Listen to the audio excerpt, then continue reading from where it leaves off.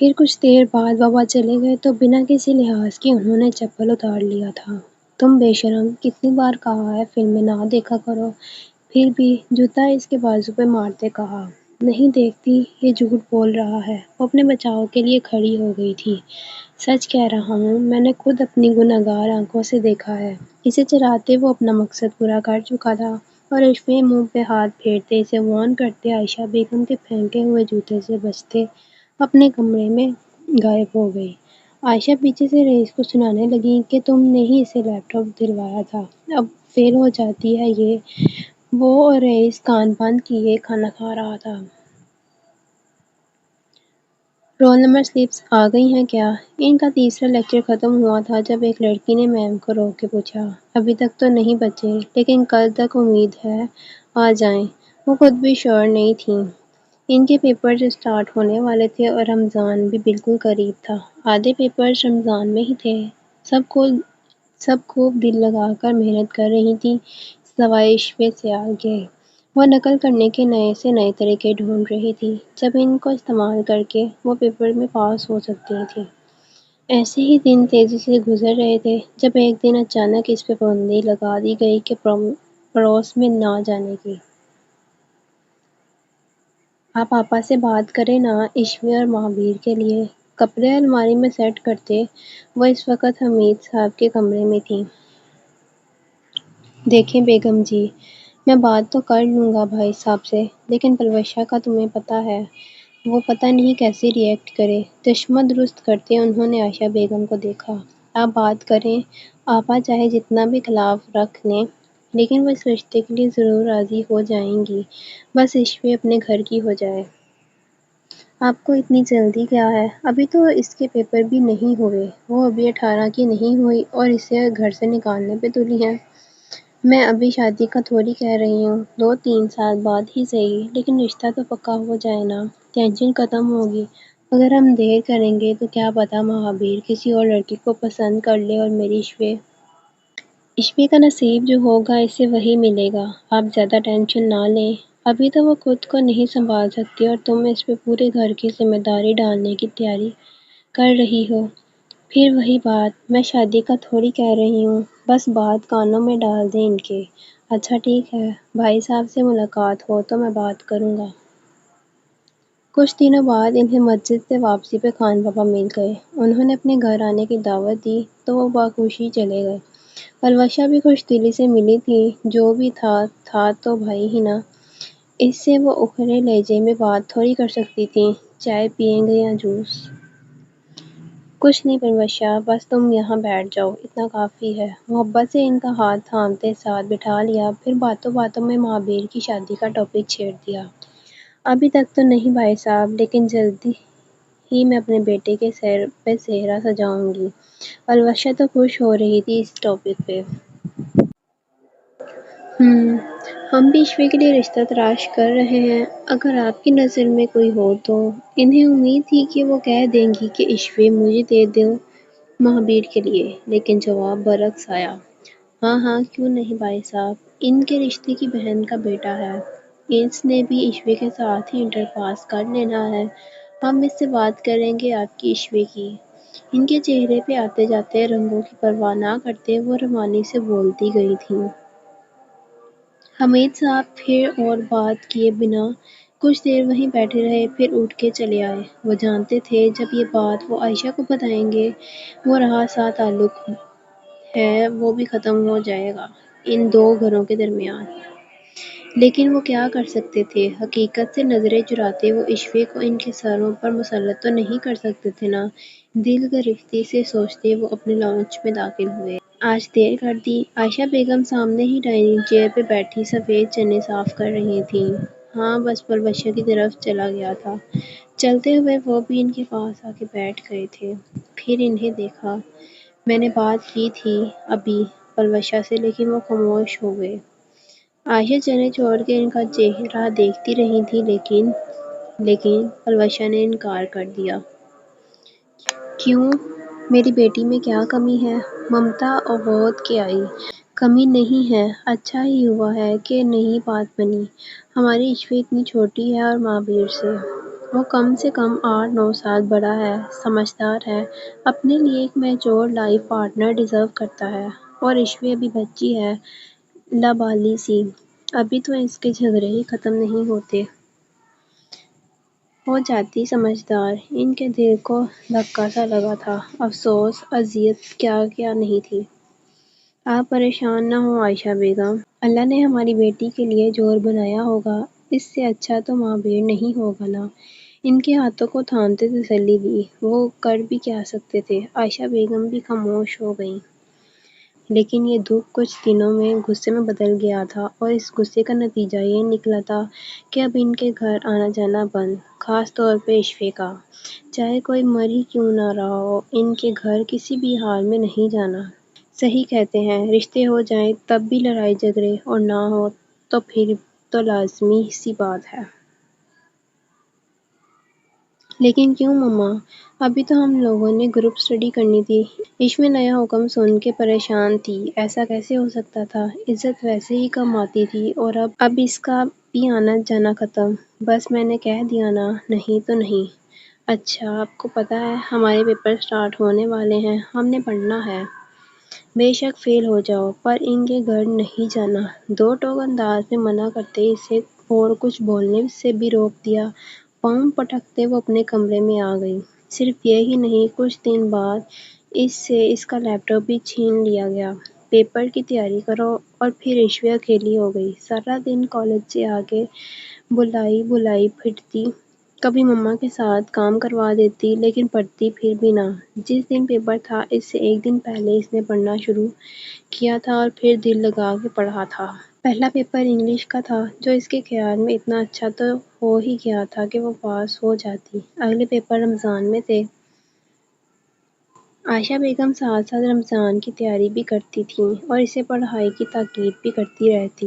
رئیس آج کل اسے کم ہی تنگ کرتا تھا، اس کے بھی پیپرز ہونے تھے، اسے بھی تیاری کرنی ہوتی تھی۔ نیز یہ کہ ان کے گھر ایک دم سے خاموشی چھا گئی۔ عائشہ بیگم ہولتی رہتی تھیں، کبھی تنگ آ کے عشوی کو ڈانٹنا شروع کر دیتی بلا وجہ۔ اس کے رشتے کے لیے بھی پریشان تھیں، اور اب اس کی حرکتوں سے بھی، جو فلم میں ہیروئن کی طرح کبھی یہاں اداس پڑی ملتی تو کبھی وہاں۔ مما جانے دیں آج تو، یار میرا کل پیپر ہے پاک اسٹڈی کا، میرے نوٹس ہیں عزت کے پاس۔ پہلے عشرے کا تیسرا روزہ تھا، اور عشوی مما کی پھر سے منتیں کر رہی تھیں۔ اس کے نوٹس عزت نے لیے تھے، عزت کے اپنے گم ہونے کی وجہ سے۔ بک سے پڑھو۔ افطار کے لیے پکوڑے تلتے اسے صاف انکار کیا۔ مما بس یوں گئی اور یوں آئی، پلیز جانے دیں۔ کہا ہے نا، نہیں تو بس نہیں، اب چاہے فیل ہو جاؤ۔ مما کیا ہو گیا ہے؟ ایسی بھی کیا قیامت آ گئی ہے؟ آپ نے سارے تعلق ہی توڑ دیے ہیں۔ جو بھی ہو، تمہارا اس سے کوئی لینا دینا نہیں، بس جاؤ یہاں سے، میرا سر نہ کھاؤ۔ کام کاج آتا نہیں ہے، ماں سے سوال جواب کرنے خوب آتے ہیں بس۔ آئی بڑی، یوں گئی یوں آئی۔ نقل اتارتے اسے ڈانٹ کے بھگایا۔ میں جا رہی ہوں، پھپھو ہے میری، سمجھ آئی؟ آپ نہیں روک سکتی، ضدی انداز میں کہتے وہ باہر جانے لگی۔ چلی جاؤ پھر وہیں رہ لینا، واپس گھر مت آنا، ٹانگیں توڑ دوں گی تمہاری۔ مما، وہ رو پڑی، کتنی ظالم عورت ہے۔ پاؤں پٹک کے اپنے کمرے میں واپس آ گئی۔ پتہ نہیں کیوں ایسا کر رہی ہیں، اب میں کہاں سے پڑھوں؟ پاک اسٹڈی کی بک تو تھی، لیکن اس پہ لانگ لکھا تھا، پوائنٹ ٹو پوائنٹ نہیں تھا، اور نوٹس بہت اچھے اور آسان تھے۔ لیپ ٹاپ بھی نہیں تھا۔ اچھا مما، لیپ ٹاپ تو دے دیں۔ وہ 2 منٹ بعد پھر عائشہ بیگم کے سر پہ کھڑی تھی۔ لیپ ٹاپ بیچ دیا ہے میں نے۔ پکوڑے کو ہلاتے ادائے بے نیازی سے کہا۔ کیا؟ آپ کا دماغ، میرا مطلب ہے اس میں میرے کالج کی پکس تھیں مما۔ صدمے سے وہ بے ہوش ہونے والی تھی۔ ابھی وہ وقت نہیں ہے کہ تم بیٹھ کے اپنے فوٹو دیکھو، جا کے عبادت کرو، خود روزہ رکھا نہیں اور میرے سر پہ کھڑے ہو کے مجھے تنگ کر رہی ہو۔ میرا پیپر تھا اس لیے نہیں رکھا، صدمے سے چور لہجے میں کہا۔ آپ بتائیں، بیچ دیا ہے؟ ہاں سچ میں؟ اسے یقین نہیں آ رہا تھا۔ اوفو، نہیں بیچا، لیکن دوں گی نہیں، اوکے؟ روزہ رکھ کے جھوٹ نہیں بولتے مما۔ خشمگین نظروں سے ماں کو دیکھا۔ عائشہ بیگم نے مشکل سے مسکراہٹ کنٹرول کی تھی۔ چلو اب جاؤ یہاں سے، بہت گرمی ہے۔ عشوی وہاں سے ایک بار پھر خالی ہاتھ واپس آ گئی۔ اب بس ایک ہی طریقہ تھا اور وہ تھا چھت سے پڑوس میں جایا جائے۔ پڑوس والوں کے 2 پورشن تھے اور پھر اوپر چھت تھی، لیکن ان کا ایک ہی پورشن تھا، مطلب ان کے سیکنڈ پورشن کے برابر ان کی چھت تھی۔ دبے دبے پاؤں وہ اوپر آئی۔ سامنے والا کمرہ مہابیر کا تھا۔ اس کی ٹیرس کی دیوار ان کے چھت کے کونے پہ تھی۔ بلی کی چال چلتے وہ سامنے آئی۔ ٹیرس کا دروازہ کھلا تھا۔ شکر ہے، گہرا سانس لیا۔ چلو عشوی، اب اندر چلتے ہیں۔ مہابیر گھر تو ٹکتا نہیں تھا جو وہ پھنستی۔ دوپٹہ کاندھے سے لا کے کمر پہ باندھا، پھر آگے ہو کے جوتے پہلے اندر پھینکے۔ مہابیر جو وضو کر کے نکل رہا تھا، کھٹک کے رکا، پھر ایک نظر ٹیرس کو دیکھا جس پہ لگے بلر شیشے پہ کسی کے ہاتھ رکھے تھے، پھر بندر کی طرح اچھلتے اس کا آدھا حصہ بھی نمودار ہوا۔ مہابیر ماتھے پہ تیوری چڑھائے سامنے ہوا۔ عشوی جہاں کھڑی تھی، اگر وہاں سے اس کا ذرا سا بھی پیر پٹکتا تو وہ سیدھا زمین پہ گرتی، چھت پہ نہیں، زمین پہ۔ مہابیر جس پہ ابھی تک اس کی نظر نہیں پڑی تھی، چلتا ہوا بالکل اس کے قریب آیا۔ وہ جو سر نیچے کیے پیروں کو دوبارہ سیٹ کر کے ٹکنے کے لیے جگہ تلاش کر رہی تھی، کولون کی خوشبو کو قریب سے آنے پہ چونکی، پھر پلکیں اٹھا کے دیکھا۔ سامنے کوئی کھڑا تھا، سفید کاٹن کے سوٹ میں، کف موڑے، ہاتھوں سے ٹپکتے پانی کے ننھے قطرے۔ اس نے تھوڑا سا اوپر دیکھا، چوڑے مضبوط شانے، چوڑا سینہ، پھر داڑھی جو ہلکی بڑھی ہوئی تھی، اس کے اوپر ہونٹ اور پھر ہلکی مونچھیں۔ مہابیر بھائی، اس کا ہاتھ رنگیل سے پھسلا تھا جو مکمل پسینے سے تر تھا۔ اس سے پہلے کہ وہ زمین بوس ہوتی، مہابیر نے آگے ہو کے اسے کمر سے پکڑ لیا۔ اس کا دل دھک سے رہ گیا۔ کیا کرنے آئی ہو؟ ان دونوں کے درمیان بس کچھ انچ کا فاصلہ تھا۔ پلیز چھوڑنا نہیں، میں گر جاؤں گی۔ کنکھیوں سے زمین سے ٹیرس تک کی بلندی کو ناپا۔ یہاں سے گری تو ایک بھی ہڈی نہیں بچے گی۔ جھرجھری لیتے مہابیر کو دیکھا جس کی سانسیں اس کے اپنے چہرے پہ محسوس ہو رہی تھیں۔ کیا کرنے آئی ہو یہاں؟ مہابیر سخت لہجے میں کہتا اسے گھور رہا تھا۔ عزت سے ملنا تھا۔ اس کی کمر مہابیر کے ہاتھ سے نکل رہی تھی۔ مجھے اوپر کریں پلیز۔ کانپتے ہاتھوں سے اس نے مہابیر کے کالر تھامے تھے۔ اگر میں گرا دوں تو؟ مہابیر نے ہاتھ ذرا سا ڈھیلا کیا۔ وہ پھسل کے نیچے ہوتے چیخنے لگی تھی۔ اگلے ہی جھٹکے میں مہابیر نے اسے اٹھا کے اندر کیا۔ اب بتاؤ کیوں آئی ہو یہاں؟ پھر چلتے اس کے قریب ہوتے دیوار کے ساتھ لگایا۔ وہ جو خوف سے کانپ رہی تھی، بے یقینی سے مہابیر کو دیکھنے لگی۔ اس نے یہ تو سوچا ہی نہیں تھا کہ مہابیر بھی ہو سکتا ہے وہاں۔ مجھے نوٹس لینے تھے۔ سیدھا راستہ بھی تھا نا؟ اس کی گردن پہ انگلیوں کا لمس چھوڑتے سمیٹنے پہ مجبور کر گیا تھا لیکن مما نہیں آنے دیتی۔ گردن جھکاتے گال کو کندھے سے مسلا۔ لیکن یہ طریقہ بھی تو صحیح نہیں ہے نا؟ مہابیر کی آنکھوں میں جذباتوں کی لو دھک رہی تھی۔ وہ خود بھی نہیں جانتا تھا کہ کیا کر رہا تھا اس وقت۔ میں چلتی ہوں۔ عشوی اسے ہلکا سا دھکا دے کے سائیڈ پہ کرتے دروازے کی طرف بڑھی۔ واپس اسی کمرے میں ہی آنا ہے محترمہ۔ اس کے باہر نکلتے وہ معائنہ خیزی سے مسکرا رہا تھا۔ وہ دبے پاؤں چور کی طرح سیڑھی اتر رہی تھی۔ جوتے وہ مہابیر کے روم میں ہی چھوڑ آنے کی وجہ سے وہ بے نیاز چلتی لیونگ روم تک پہنچی۔ ارے تم اوپر کہاں سے آ رہی ہو؟ وہ جو آخری سیڑھی سے دلبریز قالین پہ پاؤں رکھنے والی تھی، دبنگ کی آواز سے کانپ سی گئی۔ میں ملنے آئی تھی۔ ہکلاتے اسے سمجھ نہیں آیا کیا جواب دے۔ کیا تم مہابیر سے اکیلے ملنے آئی تھی؟ توبہ توبہ، پلوشہ بیگم اس کے سر پہ کھڑی تھیں۔ نہیں بھائی سے نہیں، وہ عزت سے ملنا ہے مجھے، میرے نوٹس ہیں اس کے پاس۔ وہ جلدی سے سیڑھی عبور کرتے انہیں سمجھانے لگی۔ اور جوتے کہاں ہیں؟ اب ان کی نظر پاؤں پہ پڑی۔ وہ عزت کے روم میں، تیزی سے کہا۔ تو تم اوپر سے رہی ہو؟ وہ اسے مشکوک نظروں سے گھور رہی تھیں۔ جی نہیں پھپھو، میں عزت کے ہی پاس تھی۔ اس نے کہا بھائی سے موبائل لے آؤ، بس وہاں جا رہی تھی۔ برفق بہانہ بناتے وہ تیزی سے عزت کے کمرے کی طرف بھاگی۔ وہ جو بکس پلائے لکھ لکھ کے یاد کر رہی تھی، اسے آندھی طوفان کی طرح نازل ہوتے دیکھ سیدھی ہوئی۔ کیا ہوا؟ اس کے چہرے پہ ہوائیاں اڑی دیکھ کے پوچھا۔ مجھے یقین نہیں آتا یہ میری پھپھو ہے، اتنی خوفناک۔ او ہیلو بہن، میری ماں کے بارے میں بات کر رہی ہو؟ ہاں ہاں پتہ ہے، تم میرے نوٹس واپس کر دیتی نا تو یوں مجھے دو عورتوں کو دھوکہ نہ دینا پڑتا۔ اب جلدی واپس کرو، دیر ہو رہی ہے۔ پہلے تمہارا بھائی اوپر قید کر کے کھڑا ہو گیا تھا۔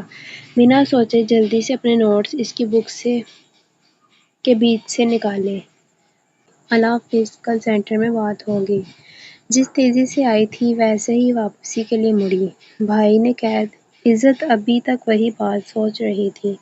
رکو رکو، تم آئی کیسے ہو؟ مامی نے منع کیا ہے نا۔ پھر عزت کو کچھ سمجھ آ رہا تھا۔ جی بالکل، اور جیسے آئی ہوں اب واپس بھی۔ وہ جو باہر نکلنے لگی تھی، سامنے پھپھو کو گھورتا دیکھ وہ واپس اندر ہوئی۔ عزت پلیز ہیلپ کر دو۔ اس کے پاس بیڈ تک چلتی آئی، پھر منت بھری نگاہوں سے دیکھا۔ ہاں کرتی ہوں میں تمہاری مدد۔ جوتے کہاں ہیں؟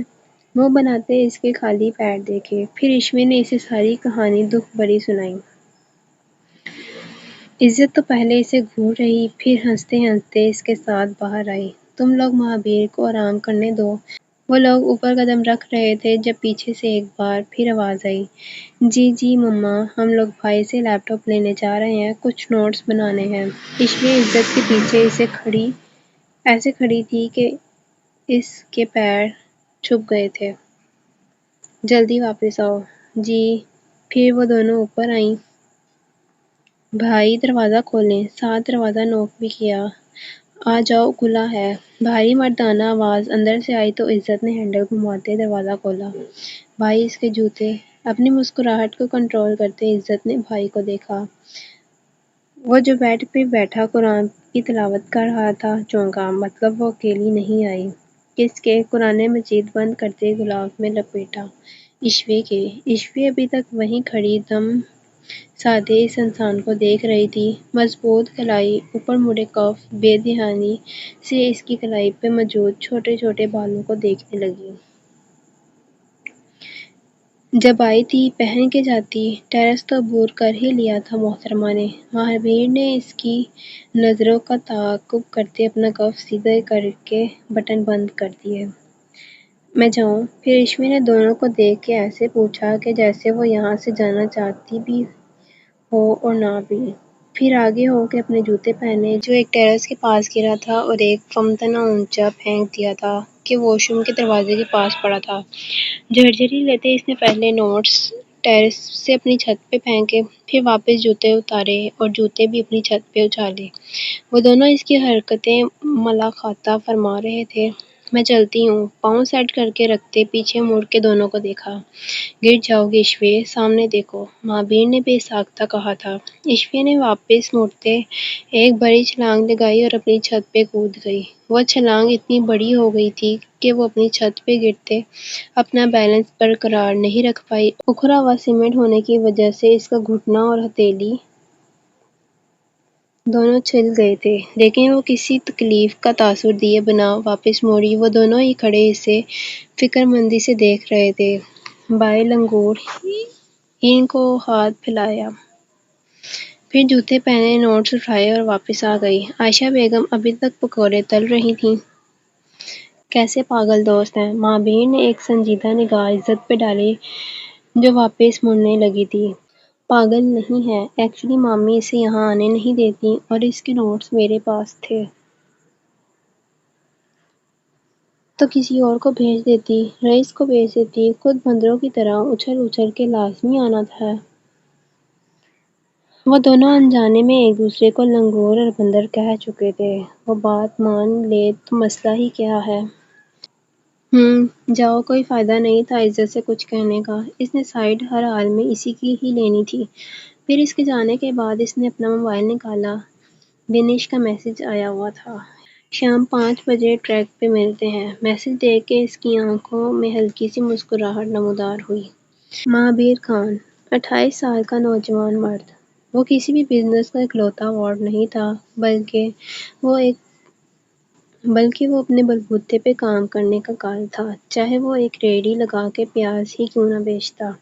خان بابا کی اپنی فیکٹری تھی، لیکن وہ مہابیر وہاں کبھی بھی باس کی طرح نہیں کیا تھا اور جاتا بھی بہت کم ہی تھی۔ گریجویشن کے بعد اس نے فزکس ایجوکیشن میں پی ایچ ڈی کی تھی۔ اسے بچپن سے ہی پہاڑوں پہ چڑھنا، دریا میں اترنا، اونچی اونچی جگہوں پہ جانے کا بہت شوق تھا۔ پھر اس نے ایتھلیٹ بننے کا سوچا۔ وہ ایک قابل ہائیکر تھا، ایک خوبصورت اور مضبوط جسم کا مالک بھی۔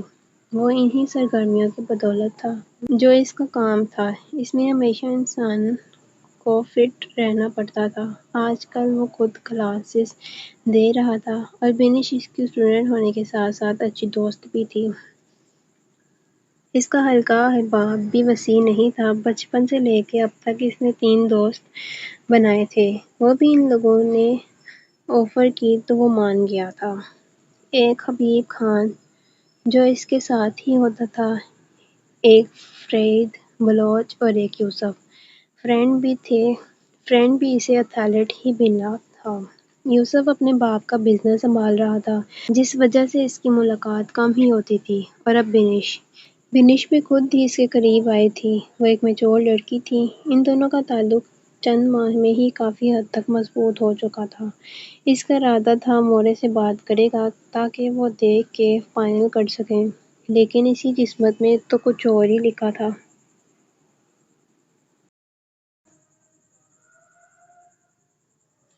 شکر ہے پیپر ختم ہوئے۔ پین پنسل ڈائننگ ٹیبل پہ رکھتے وہ صوفے پہ گری تھی۔ آج 21واں روزہ تھا۔